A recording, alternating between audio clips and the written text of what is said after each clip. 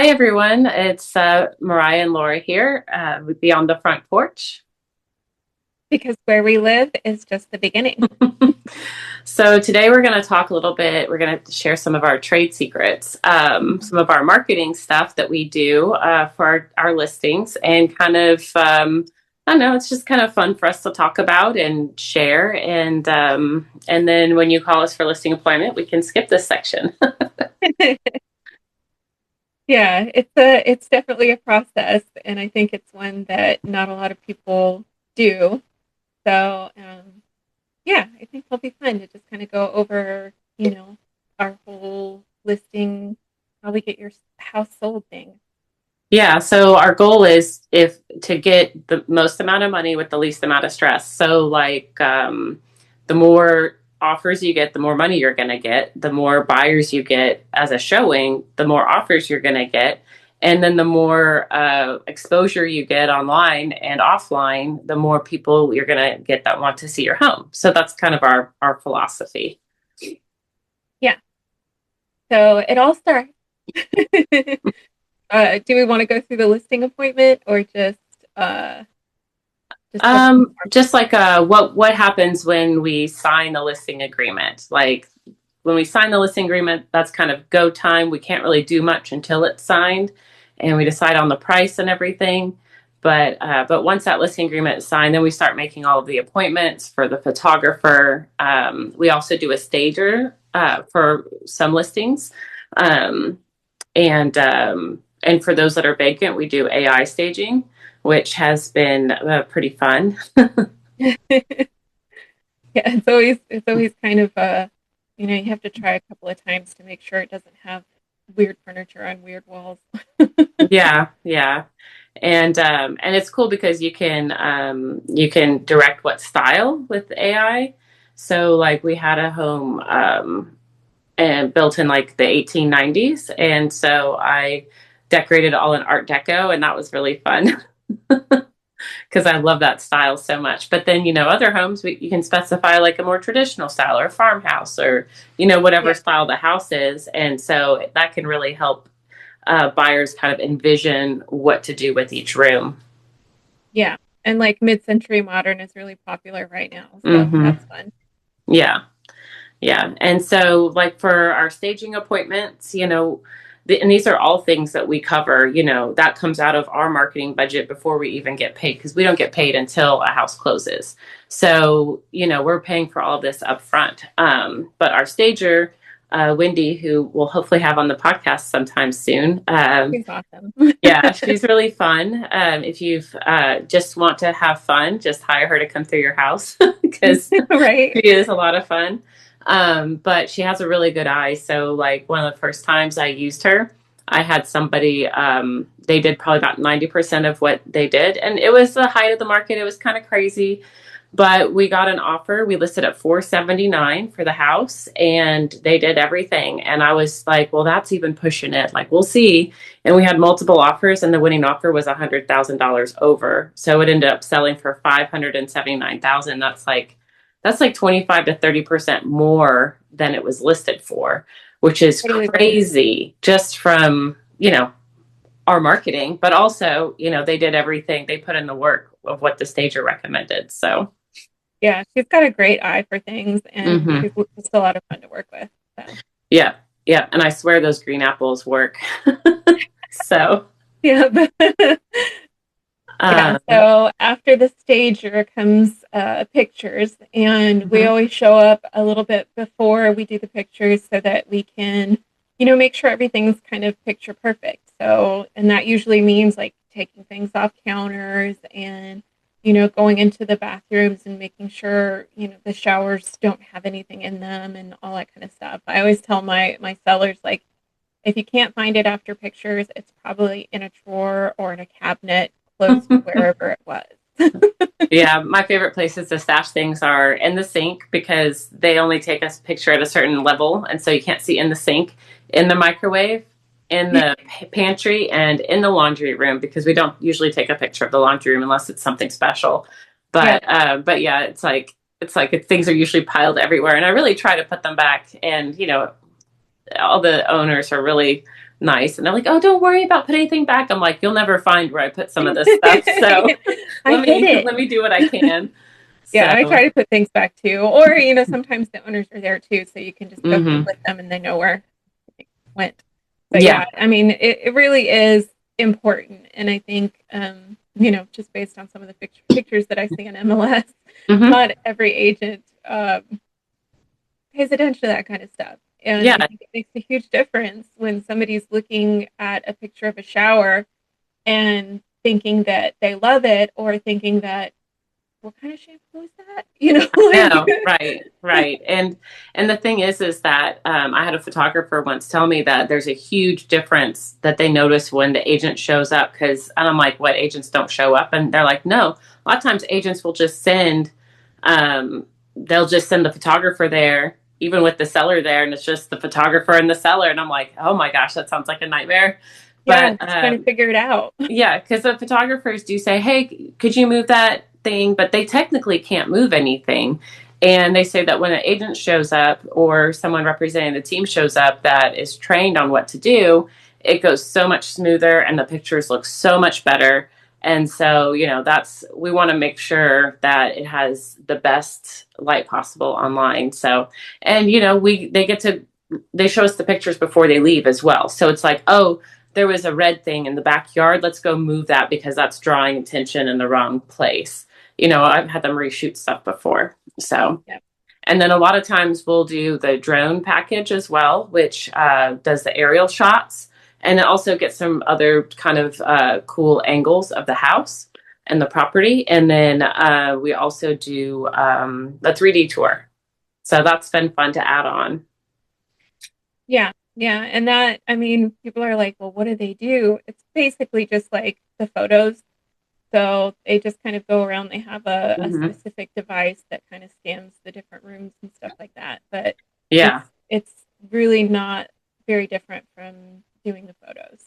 Yeah, yeah, and it's cool because they can get a floor plan off of it. So we get the floor plan, and then the way that the Matterport works, it's basically you just get to drive around a house like you're on Google Street View, but you can look up at the ceiling, you can look at the floor. I mean, it's everything. It's crazy how much that they get.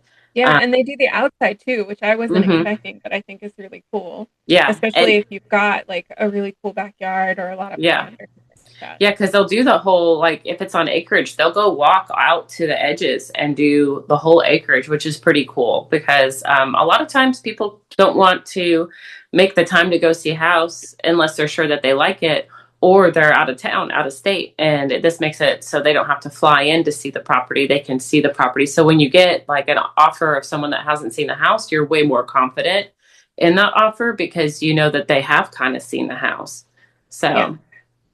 yeah. And there's not a chance that they're going to get here and then be like, not Mhm. for me. Yeah, and so this is all before we're even listing it, and of course, at the listing appointment, we go over like, oh, you'll want to do this stuff with your landscaping, or you'll want to, touch up your paint, and no, it's not worth it to remodel your kitchen, but you really need to replace this bathroom floor, that kind of a thing. Like, what makes sense? What will you get the most money out of doing to your home? Because a lot of people think that they have to like do so much. And then other people are just like, well, just tell me what to do and I'll do it, you know? And so, and that stuff really pays off. I mean, they say just decluttering your house can make you $20,000. Yep.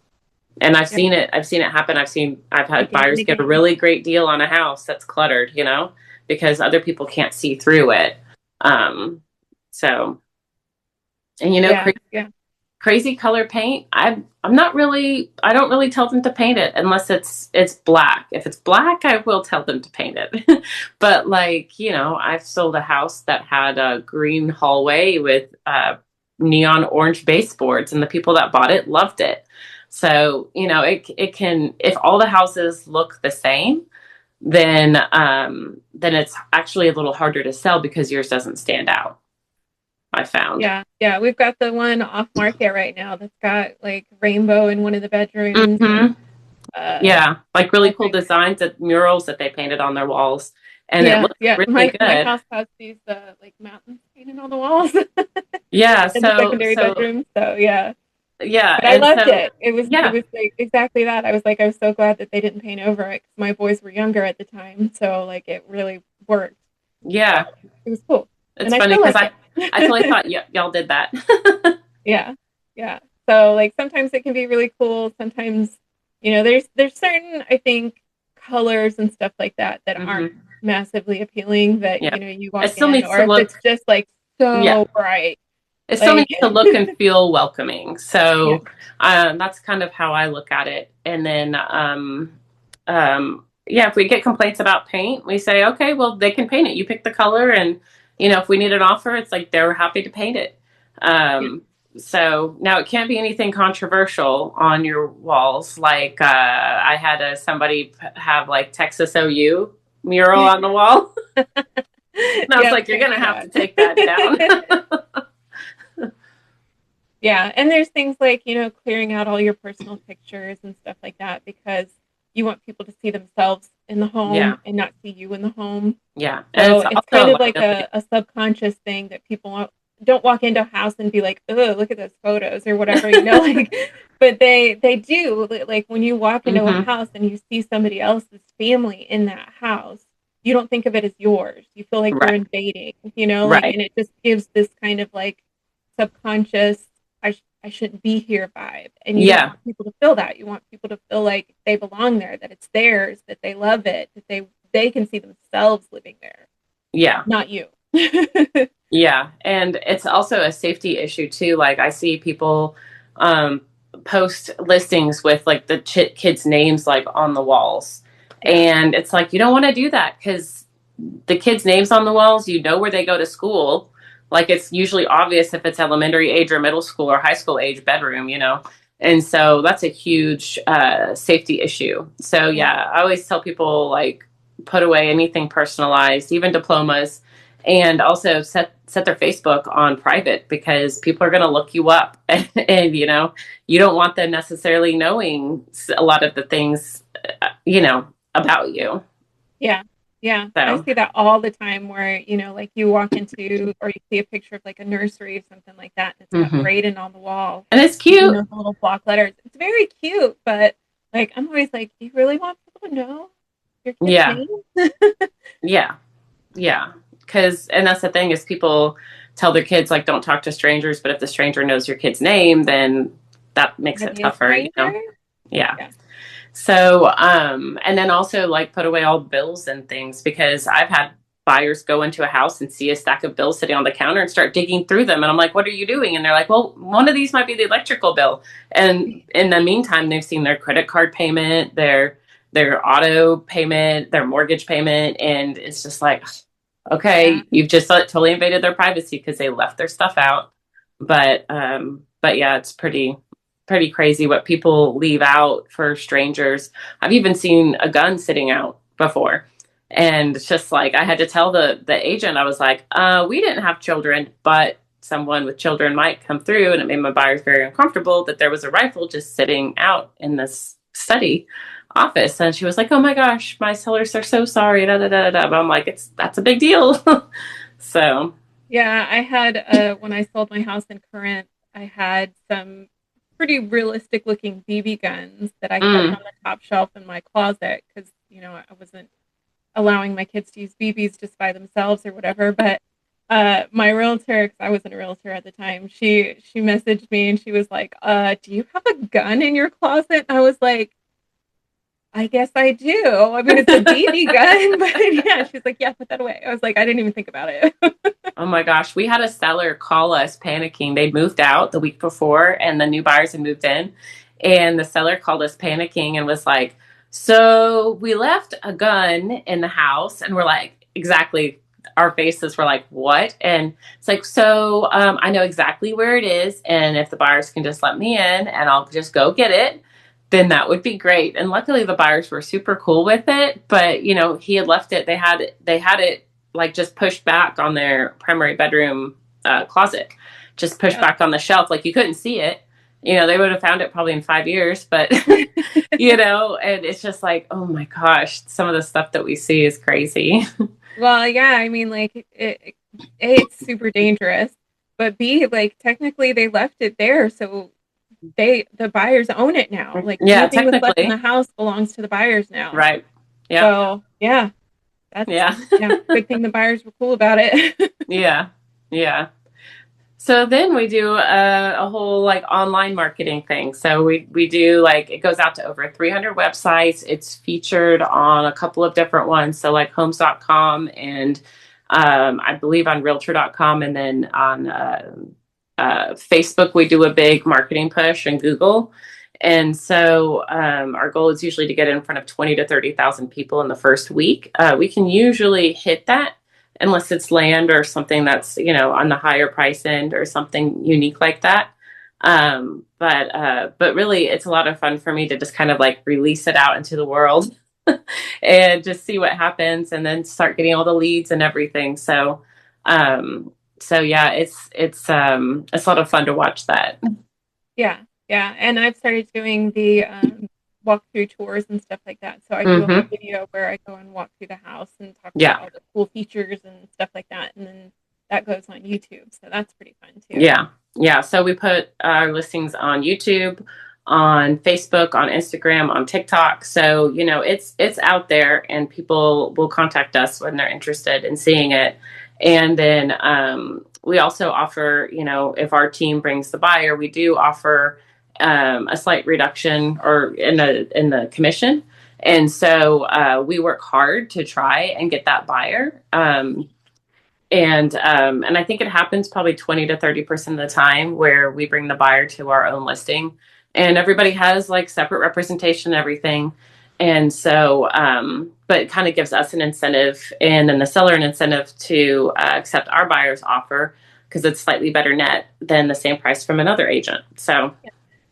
Yep, um, kind of a win-win for everybody. yeah, exactly. So, and then, yeah, our listing agreements are, we put all this time and money into marketing the home, but if somebody decides they don't want to sell their home anymore, then, or that's just not a right fit, excuse me, we don't charge them to exit the listing agreement.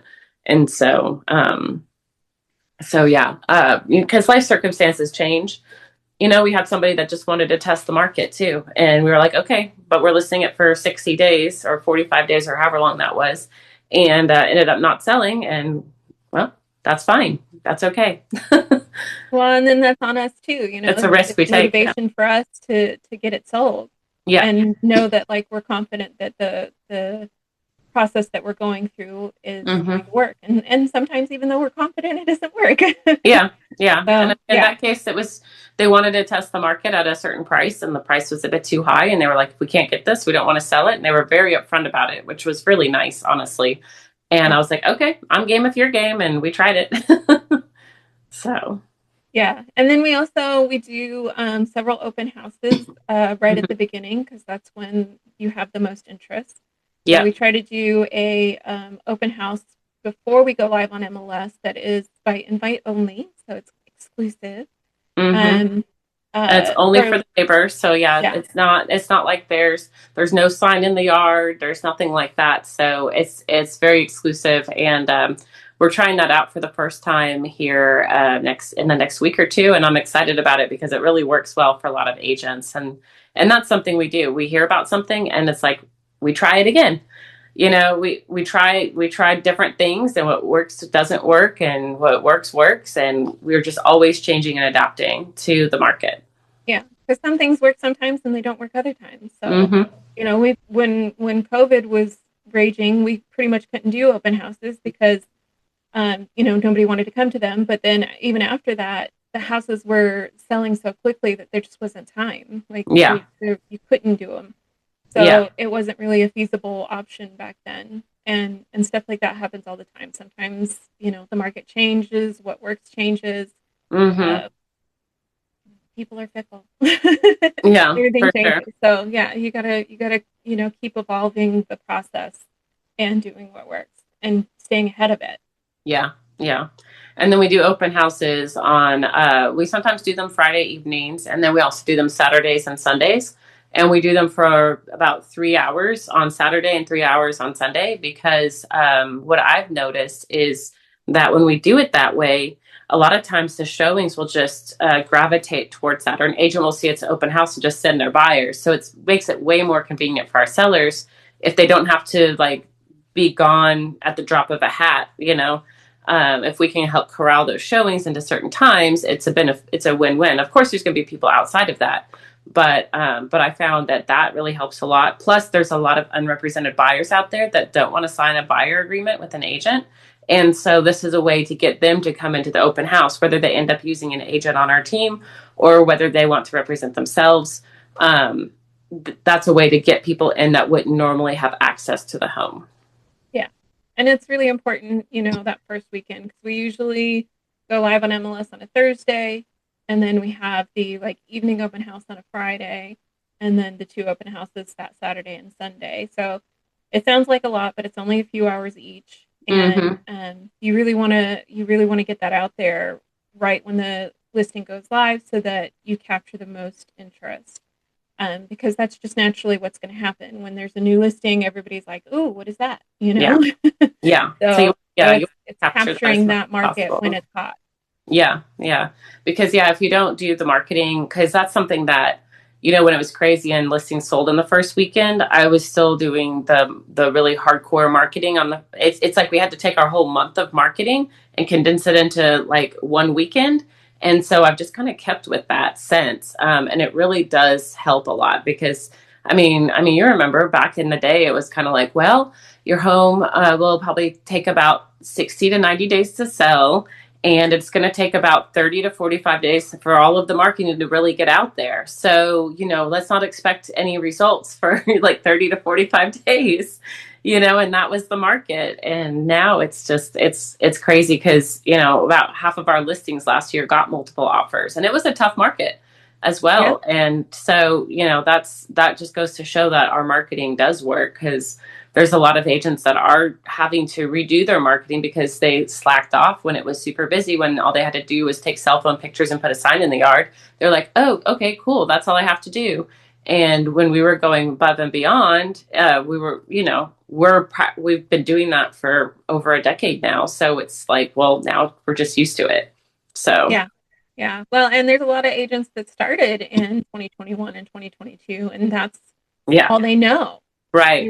They're They like, don't know how to market a house. so confused because all they had to do when they started was put it in MLS and then they got multiple offers. They thought it was easy, and that's just not realistic. It was a complete anomaly of the time.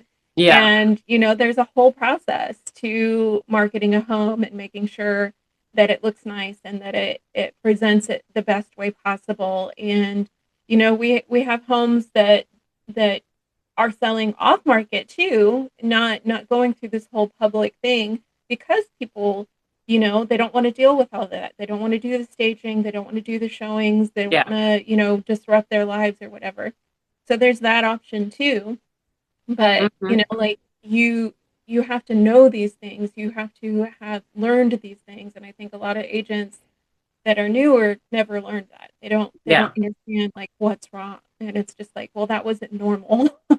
Yeah. And then also how to manage sellers' expectations because, a lot of sellers think that their house is going to sell quickly or that their house is worth more than it is.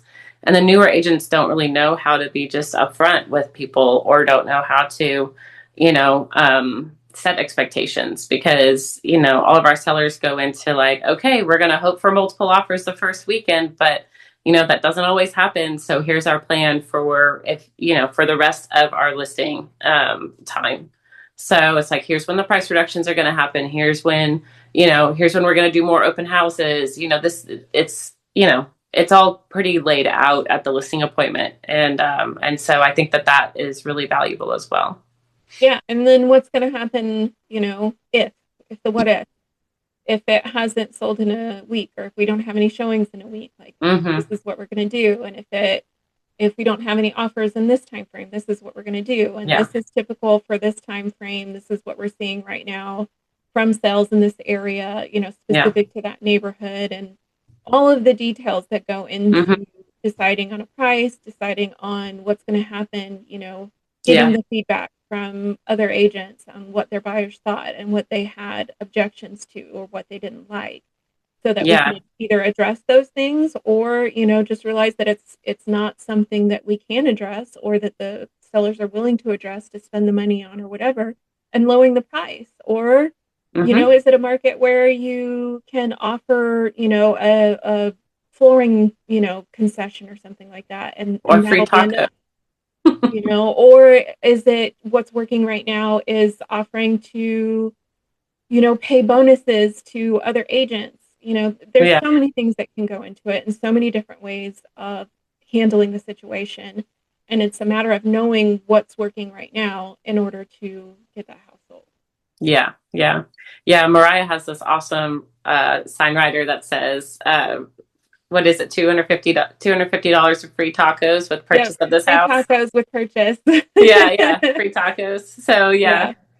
Yeah, and it's, I think it's that's more about the pretty marketing great. on that one than the actual free tacos, although, like, who doesn't want free tacos? But yeah, Yeah. it's just to So get people talking about the house. Like, oh, that's that house that has the free tacos.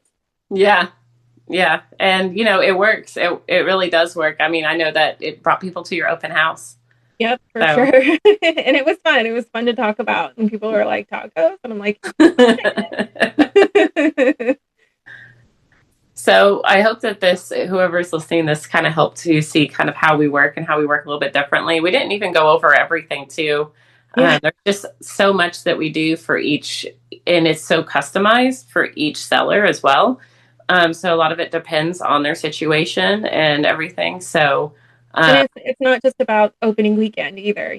There's right. there's continual marketing that happens, as the house is on the market and Hmm. being seen by buyers and all that. Yeah, and every price reduction, we kind of do kind of a mini weekend like this where we do another boost on the online, and we do another open house and things like that. So Yeah. yeah, Hopefully it doesn't need any price reductions. I Hopefully we know. got it right the first time. So yeah. Yeah. So yeah, I think this has been informative and hopefully it's helpful to people. So yeah, if you'd like to join us for future conversations, and I don't know if there's anything that you guys would like to hear from us and have us discuss, leave comments below. But as always, like and subscribe, and we'll see you next time. Thanks so Yeah. much. Bye.